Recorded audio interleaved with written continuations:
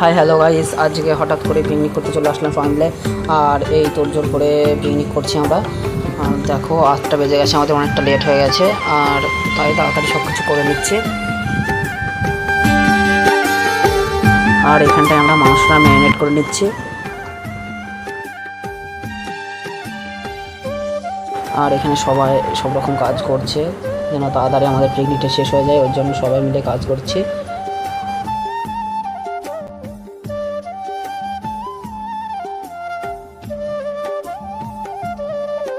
আর তোমাদের একটা কথা বলাই হয়নি, আজকে আমাদের বিরিয়ানি পিকনিক হচ্ছে। আর দেখো সবাই সব রকম কাজ করছে, আর এখানে মাংস রান্না হচ্ছে। আর এখানে অষ্টম ময়দা মাখছে দমে দেওয়ার জন্য।